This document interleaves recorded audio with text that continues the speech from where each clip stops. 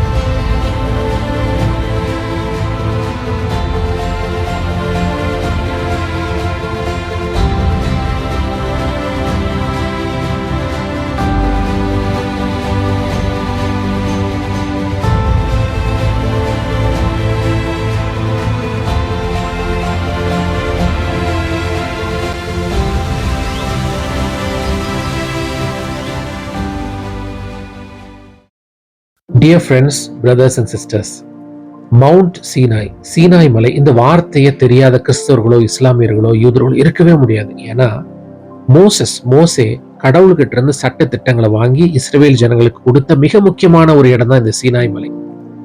இந்த சீனாய் மலை இன்னைக்கு சவுதி அரேபியாக்குள்ள இருக்கு அப்படின்னா உங்களை எத்தனை பேரால் நம்ப முடியும்? ஆனா உண்மை அதாங்க, சீனாய் மலை சவுதி அரேபியாக்குள்ளதான் இருக்கு. சவுதி அரேபியாவுடைய நார்த் வெஸ்ட் பகுதியில தான் இந்த சீனாய் மலை அமைந்திருக்கிறது. பைபிள்ல சில இடத்துல மவுண்ட் சீனாய்ன்னு இருக்கும், சீனாய் மலை. சில இடத்துல மவுண்ட் ஓரே பர்வதம் அப்படின்னு இருக்கும். சில இடத்துல மவுண்ட் ஆஃப் காட், தேவ பர்வதம் அப்படின்னு இருக்கும். சில நேரம் குழப்பம் வரும், இது 3 ஒரே இடமா இல்ல இது 3 தனித்தனி இடமா அப்படின்னு சொல்லி நமக்கு சில கன்ஃபியூஷன்ஸ் வரும். இந்த குழப்பம் தீரணும்னா சீனாய் மலையினுடைய அமைப்பை நீங்க தெரிஞ்சுக்கணும். சீனாய் மலை என்பது ஒரு தனிப்பட்ட மலை கிடையாது. அது ஒரு பெரிய மலை தொடர். அது ஒரு தொடர்ச்சியான மலை. அந்த மலை தொடரின் வெவ்வேறு பகுதிகளில் நடந்த நிகழ்வுகள் தான் நம்ம பைபிள்ல சில இடத்துல மவுண்ட் ஹோரேப், சில இடத்துல மவுண்ட் ஆஃப் காட், சில இடத்துல மவுண்ட் சீனாய் அப்படின்னு சொல்லி எழுதியிருக்கோம். அது எல்லாவற்றையும் ஒவ்வொரு வீடியோவாக நான் உங்களுக்கு காட்டுகிறேன். இஸ்ரவேல் ஜனங்கள் செங்கடலை கடந்து நேரா சூர் வனாந்தரத்துக்கு வராங்க. சூர் வனாந்தரத்திலிருந்து அடுத்தபடியாக அவர்கள் நேராக மாராக்கு போறாங்க. அங்க தண்ணீர் கசப்பாக இருக்கிறது. மாரால இருந்து அவர்கள் நேராக ஏலீம் என்ற இடத்துக்கு போறாங்க. ஏலீம்ல 12 நீரூற்றுகளும் 70 பேரிச்சம்பழ மரங்களும் இருக்கிறது. இன்னைக்கு அந்த ஏலீம் இருக்கிற இடத்துக்கு பேரு மக்னா. சவுதி அரேபியானுடைய வெஸ்டர்ன் சைட்ல மக்னா. இன்னைக்கும் இந்த பகுதிக்கு நீங்க போய் பார்த்தீங்கன்னா ஆங்காங்கே நீரூற்றுகளும் பேரிச்சம்பழ மரங்களும் இருக்கிறத நீங்க பார்க்க முடியும். அவர்கள் அங்கிருந்து நேராக சீன் வனாந்தரத்துக்கு போறாங்க. சீன் வனாந்தரம் என்பது ஏலீமுக்கும் சீனாய்க்கும் நடுவாக இருக்கிறது. பின்பாக அவர்கள் ரெவிதீமுக்கு வராங்க. இந்த ரெவிதீம் என்பது சீனாய் மலை தொடரினுடைய மேற்கு பகுதி, வெஸ்டர்ன் பார்ட். நான் சொன்ன சீனாய் மலை என்பது ஒரு மலை அல்ல, அது ஒரு பெரிய தொடர்ச்சியான ஒரு மலைப்பகுதி, ரொம்ப நீளமா இருக்கும். அந்த மலையினுடைய வெஸ்ட்ல நடந்த சம்பவம் தான் இந்த ரெவிதீம். கண்மலை பிளக்கப்பட்டு தண்ணீர் வந்த இடம். அவர்கள் ரெவிதீமுக்கு அப்புறம் அப்படியே அந்த மலையினுடைய ஈஸ்டர்ன் சைடு போறாங்க. அதுதான் சீனாய் மலை அடிவாரம். அப்போ ஒரே மலையில நடந்த 2 சம்பவங்கள், 2 சைடில் 2 பக்கத்தில் நடந்த சம்பவங்கள் தான் இது. இப்போ நாம சீனாய் மலை பக்கத்தில் வந்தாச்சு. தூரத்தில் வண்டியை நிறுத்திட்டு கிட்டத்தட்ட ஒரு 2 கிலோமீட்டர் நீங்கள் நடந்து தான் சீனாய் மலையின் அடிவாரத்துக்கு போய் ரீச் பண்ண முடியும். போகிற வழியில் நீங்கள் இங்கே பார்க்குற இந்த மலையின் அடிவாரம், இது எல்லா இடத்துலையும் இஸ்ரவேலர்கள் அவர்கள் பாளையம் இறங்கினார்கள் அப்படின்னு சொல்லி நம்ம பைபிளில் பார்க்குறோம்லே, அந்த இடம் தான் இது. இதுதான் அவங்களுடைய கேம்ப் சைட். நாங்கள் இப்போ பாதி தூரம் கடந்து வந்துட்டோம். தூரத்தில் காரை நிறுத்திட்டு நாங்கள் இப்போ கிட்டத்தட்ட 1 கிலோமீட்டர் நாங்கள் நடந்து இந்த இடத்துக்கு வந்துட்டோம். இன்னொரு 1 கிலோமீட்டர் போக வேண்டியிருக்கிறது. இங்கே பார்த்தீங்கன்னா இந்த சீனாய் மலைத்தொடர் அப்படியே அதுக்கு கீழே இருக்கிற அந்த இடம் முழுவதும் அதுதான் இஸ்ரவேலர்கள் பாளையம் இறங்கின இடம், கேம்ப் சைட் நீங்கள் பார்க்கலாம். அதே போல் இந்த சீனாய் மலை அடிவாரத்தில் நிறைய இடத்துல இதே போல் பாறை சிற்பங்கள், பெட்ரோகிளிப்ஸ்ன்னு சொல்லுவாங்க, அதை நீங்கள் பார்க்க முடியும் ஆங்காங்கே. இந்த பெட்ரோகிளிப்ஸில் மனிதர்களும் மிருகங்களும் அங்கே இருந்ததுக்கான அடையாளங்களை பார்க்க முடியும். இப்போ நாங்கள் தொடர்ந்து அடுத்த அந்த 1 கிலோமீட்டர் தூரத்தை நாங்கள் கடந்து போய்கொண்டிருக்கிறோம். ஒரு கடினமான பயணம். இந்த பயணத்தை பார்க்கும்போது அந்த நாட்களில் எப்படி மோசேயும் இஸ்ரவேல் ஜனங்களும் இவ்வளோ தூரம் ட்ராவல் பண்ணி வந்தாங்க அப்படின்றத நினச்சி ஆச்சரியமாக இருந்தது. மேடு பள்ளங்கள் இதெல்லாம் தாண்டி தான் நம்ம சீனாய் மலையினுடைய அடிவாரத்துக்கு போய் சில முக்கியமான இடங்களை பார்க்க போகிறோம். And finally we made it. நம்ம சீனாய் மலையினுடைய அடிவாரத்துக்கு வந்துட்டோம். நான் இப்போ சீனாய் மலையினுடைய அடிவாரத்தில் நிற்கிறேன். இங்கே நான் முதலாவது காட்ட போகிற ஒரு ஆதாரம் என்ன தெரியுமா? யாத்திராகம் 24ஆம் அதிகாரம், எக்ஸோடஸ் 24ல் 4வது வசனத்தினுடைய 2வது பகுதியை சொல்லுகிறது. இஸ்ரவேலுடைய 12 கோத்திரங்களுடைய இலக்கத்தின்படியே 12 தூண்களை நிறுத்தினான் அப்படின்னு சொல்லி மோசே நிறுத்தினார். அந்த 12 தூண்கள் தான் இப்போ நீங்கள் பார்க்கறது. இந்த வட்ட வடிவிலான கற்கள் வேற ஒன்றும் கிடையாது.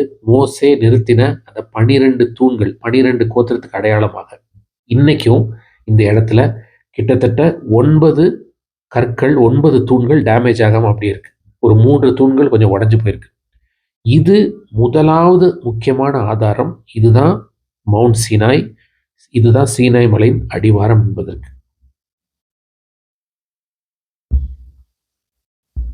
அடுத்த ஒரு முக்கியமான ஆதாரம், இதே இந்த கற்தூண்கள் பக்கத்தில் பார்த்தீங்கன்னா ஒரு வி ஷேப் வடிவிலான கற்களின் அமைப்பை நீங்கள் பார்க்க முடியும். இப்போ நான் மேலேருந்து ஷார்ட்டில் நீங்கள் பார்க்கலாம். ஒரு we ஷேப்பிலான கற்குவியல்.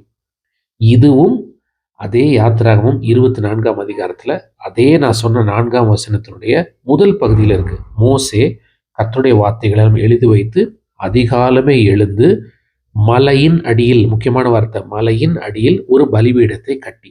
So this is the altar of Moses. அவர் அதிகாலையில் எழுந்து மலையின் அடியில் கட்டின அந்த பலிபீடம் தான் இது.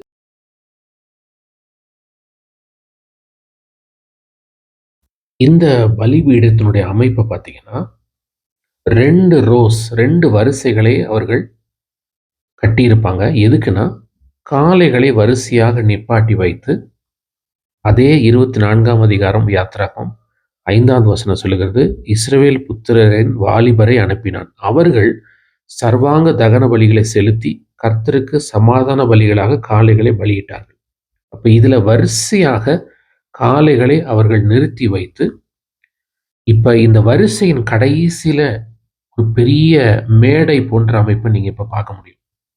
இந்த மேடையில் தான் அவர்கள் இந்த காளைகளை பலியிட்டிருக்கிறாங்க.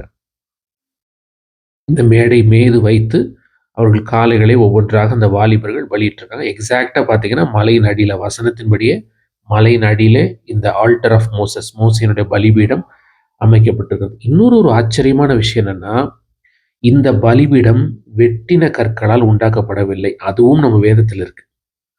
ஆண்டவர் மோசேட்ட சொல்றாரு, நீ எனக்கு வெட்டின கற்களை வைத்து பலிபீடம் கட்டக்கூடாது, அன்கட் ஸ்டோன்ஸை வச்சுதான் நீ பலிபீடம் கட்டணும்னு சொல்லி. ஸோ இந்த வி ஷேப்பான முழுவதுமான இந்த பலிபீடம் முழுவதுமாக வெட்டப்படாத கற்களை வைத்து தான் செய்யப்பட்டிருக்கிறது. நீங்க இப்ப பார்க்க முடியும்.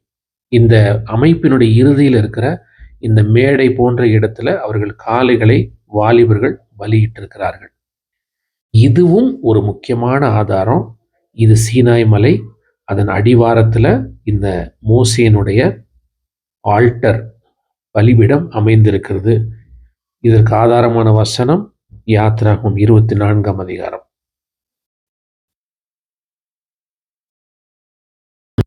அடுத்த ஒரு முக்கியமான எவிடன்ஸை நான் இப்போ காட்ட போறேன் உங்களுக்கு. இந்த மலையிலிருந்து ஒரு ஆறு ஓடி இருக்கிறது.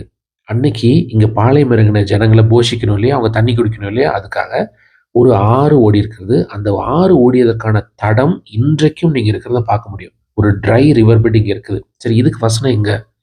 உபாகமம் 9:21, நியூட்ரானமி 9:21ல மோசே சொல்றாரு, நீங்க செஞ்ச கன்னுக்குட்டியை நான் எடுத்து அதை எரிச்சு அதை நொறுக்கி தூளாய் போட்டு அரைத்து அந்த தூளை மலையிலிருந்து ஓடுகிற ஆற்றில போட்டு விட்டேன்றார். இன்னைக்கும் நீங்க பார்த்தீங்கன்னா இந்த வீடியோவில் நீங்க பார்க்கலாம். இந்த வி ஷேப்டு ஃபார்மேஷனுக்கு பின்பாக அப்படியே ஒரு காய்ந்த ஆற்றுப்படுக்கை, ஒரு ட்ரை ரிவர் பெட்டை நீங்க பார்க்க முடியும். இந்த ரிவர்ல தான் மோசே அந்த கண்ணுக்குட்டியை அரைச்சு அந்த தூளை இதில் போட்டார். இதுவும் one of the important evidence that this is Mount Sinai. Sinai மலையில அடுத்து ஒரு முக்கியமான இடத்தை காட்ட போறேன். அது எலியா ஒளிந்திருந்த கெபி. இந்த சீனாய் மலைத்தொடர்லே பார்த்தீங்கன்னா, இந்த ஒரே ஒரு கெபி மட்டும்தான் இருக்குது. வேற குகையோ, வேற கெபிகளோ இந்த மலையில கிடையாது. இதுவும் நம்ம வேதத்துல இருக்கு. 1 ராஜாக்கள் 19ஆம் அதிகாரத்துல 8வது வசனம் சொல்லுகிறது, எலியா 40 நாள் இரவு பகல் ஓரேப்னு தேவனுடைய பர்வதம் மட்டும் நடந்து வந்தான். இதுதான் ஓரேப், மவுண்ட் சீனாய். அங்கே அவன் ஒரு கெபிக்குள் போய் தங்கினான். இப்ப நீங்க பார்க்குற இந்த கெபி அங்க கூட ஒரு சில டூரிஸ்ட் நின்னு பார்த்துட்டு இருக்காங்க. அந்த கெபி தான் எலியா ஒளிந்திருந்த கெபி. நம்ம கீழ இருந்து மேல ரீச் பண்றதுக்கு கிட்டத்தட்ட 1½ மணி நேரம் நடக்கணும். இப்பொழுது நான் மலை அடிவாரத்திலிருந்து உங்களுக்கு நான் ஜூம் பண்ணி காட்டுறேன். நான் இப்ப சீனாய் மலை அடிவாரத்தில் நிக்கிறேன். இங்கிருந்து நீங்க பார்த்தீங்கன்னா, இந்த கெபி இன்னும் தெளிவாக நமக்கு தெரியும். ஒரு நபர் அல்லது 2 நபர் உள்ளே போய் உட்காருகிற அளவுக்கு ஒரு அளவுடைய அந்த கெபி இன்றைக்கும் சீனாய் மலையில ஒரு அடையாளமாக இருக்கிறது. இப்ப இந்த சீனாய் மலையிலிருந்து அப்படியே நான் திரும்பி அடிவாரத்துல நிக்கிறேன். திரும்பி ஒரு முக்கியமான இடத்த நான் காட்டப் போறேன். அங்க நம்ம பக்கத்துல போய் இப்ப நம்ம பார்க்க போறோம். அது வேறொன்றும் அல்ல.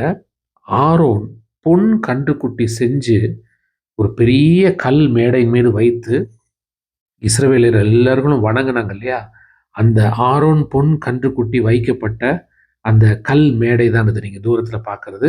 இப்ப நம்ம பக்கத்துல போய் அதை இன்னும் டீட்டெயிலா நம்ம பார்க்க போறோம். வாங்க போலாம்.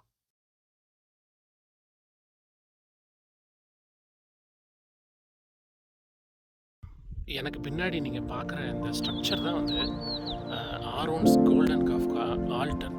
இந்த பெரிய ஸ்ட்ரக்சர் மேலே தான் ஆரோன் வந்து அந்த பொன் கண்ணுக்குட்டியை செஞ்சு அது மேலே வச்சு அவங்க சுற்றி தான் இஸ்ரேலைட்ஸ் அவங்க தங்கியிருந்த கேம்ப் சைட் இது ஃபுல்லாக.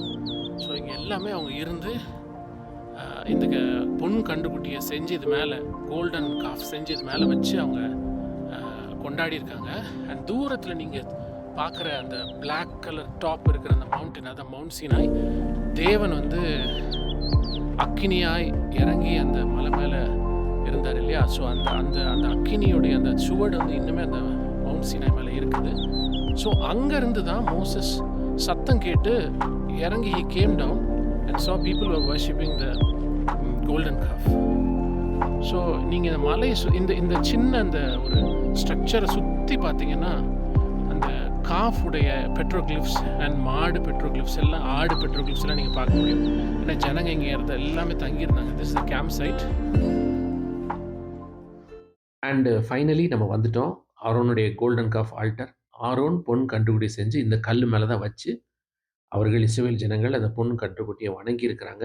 இங்கே முழுவதுமாக பாளையம் இறங்கி அவங்க வணங்கி இருக்கிறாங்க. இந்த பாறை முழுவதும் பார்த்தீங்கன்னா, இந்த அமைப்பு முழுவதும் இந்த மாதிரி மாடு போன்ற பெட்ரோகிளிப்ஸ், காளை போன்ற பெட்ரோகிளிப்ஸை நீங்கள் பார்க்க முடியும்.